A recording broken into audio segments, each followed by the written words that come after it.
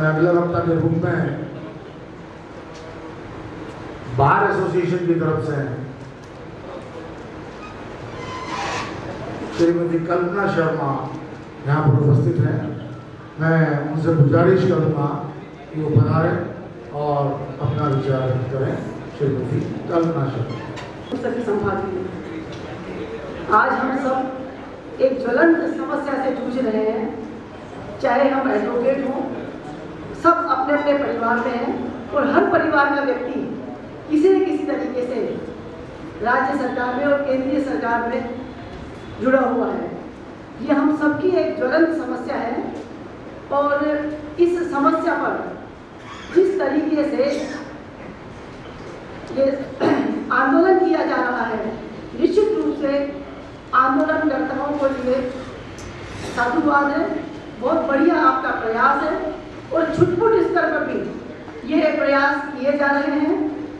अभी 23 तारीख को अखिल ब्राह्मण महासभा की तरफ से एक सभी जातिगत संस्थाओं को बुला करके, उनके अध्यक्ष महासचिव को बुला करके और इस बारे में सुझाव दिया गया था कि किस तरीके से हम पदोन्नति में आरक्षण को समाप्त करने के बारे में प्रयास करें और किस तरीके से हम, उस समय ये बात भी सामने आई थी कि समता आंदोलनकर्ताओं को हम सब मिलकर के सहयोग दें।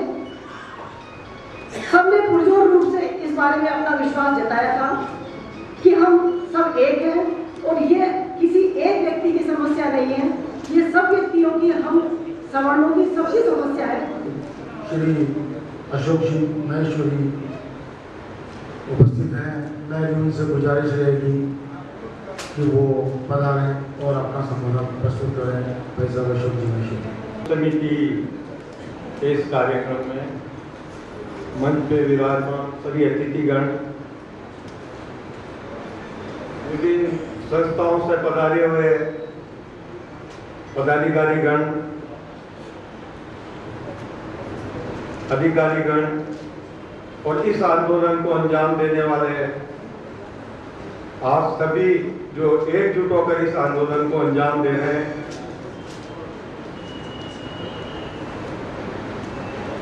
आज जैसा मैंने राठौर साहब की पूरी बात सुनी, अन्य वक्ताओं की भी सुनी, ये देश पतन की ओर क्यों जा रहा है, इस देश में मनमानी क्यों हो रही है, इस देश में लूट खसोट क्यों हो रही है, हम इस पे आत्मविवेचन करें। क्या कारण है कि चंद राजनेता इस देश में मर्जी आए जो काम कर रहे हैं, मर्जी आए जो कानून बना रहे हैं, जो चाहे जो चीजें लाद रहे हैं। अशोक महेश्वरी जी ने काफी अच्छी बात कही। कोटा व्यापार संघ समता मंच के साथ है और जिस तरह से व्यापार में कई कठिनाइयों के बाद आदमी अपने व्यापार को व्यवस्थित कर पाता है या अपने एम्पायर को बना पाता है, उसी तरह से राज्य सेवा में भी आदमी कई कठिनाइयों के बाद अपनी राज्य सेवा को पूर्ण कर पाता है। उन्होंने समता मंच को और इस मुहिम को पूरा समर्थन दिया है, इसके लिए मैं उनको हृदय के गहन दिल से धन्यवाद प्रेषित करता हूँ।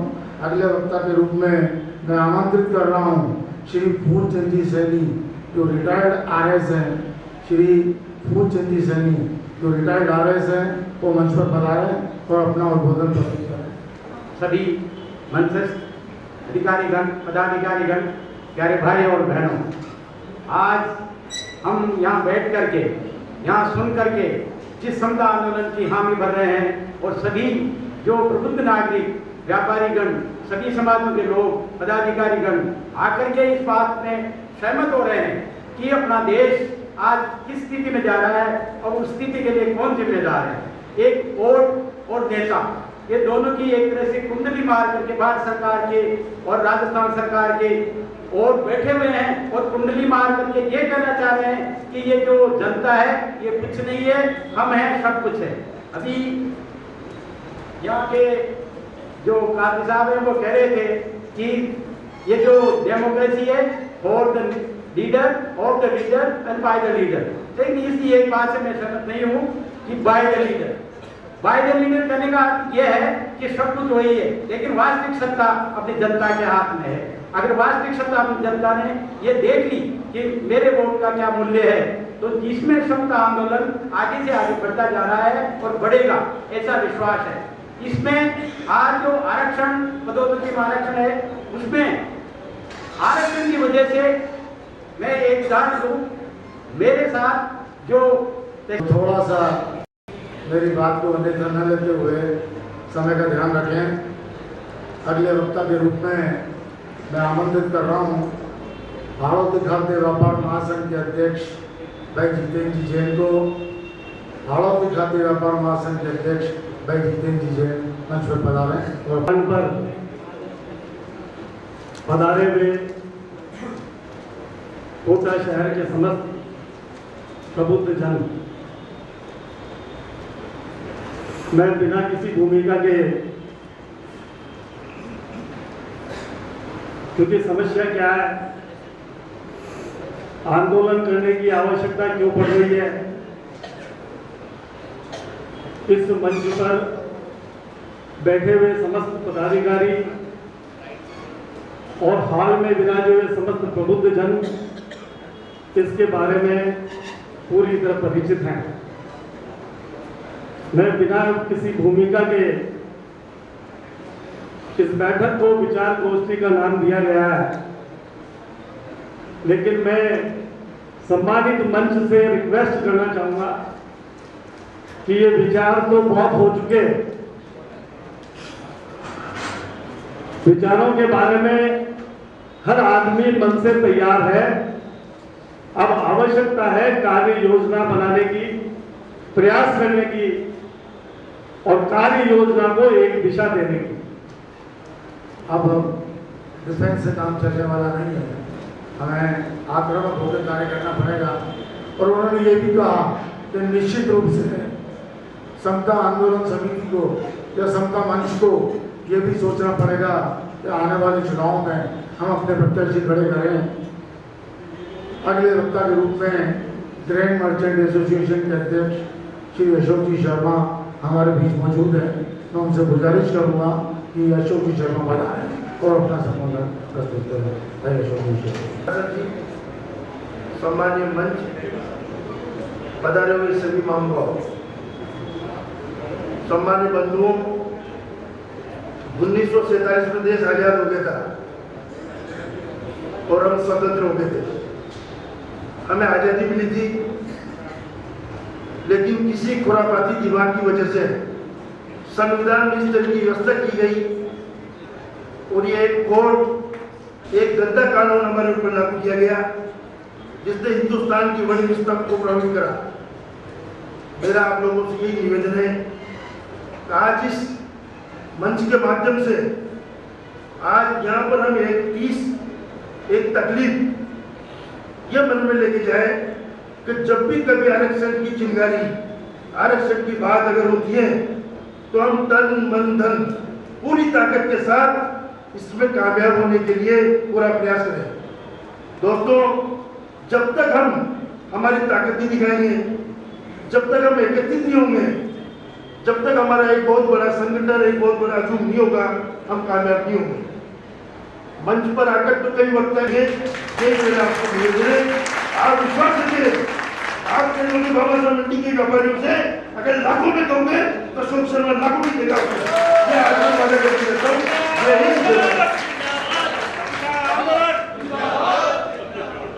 अशोक जी शर्मा ने बिल्कुल ओजस्वी शब्दों में सत्ता मंच को या आश्वासन दिया कि व्यापार संघ पूरा आपके साथ है। अगले वक्ता के रूप में मैं आमंत्रित कर रहा हूँ विजय वर्गीय समाज के अध्यक्ष भाई नरेंद्र जी विजय वर्गीय को। भाई नरेंद्र जी विजय वर्गीय पधारें और अपना समता आंदोलन समिति कोटा संभाग की सार्वजनिक पर उपस्थित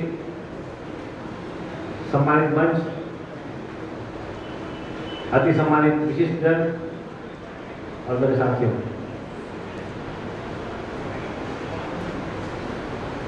समता आंदोलन समिति द्वारा जो ये बीड़ा उठाया गया है,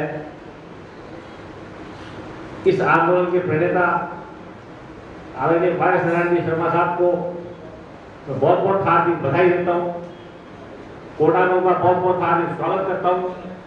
और जो बीड़ा उन्होंने उठाया, यहाँ आज इस कार्यक्रम की उपस्थिति देखकर मुझे लगता है कि इस बीड़े को वो अंजाम तक पहुंचाएंगे और हमारा सबका सहयोग उन्हें बराबर निरंतर मिलेगा।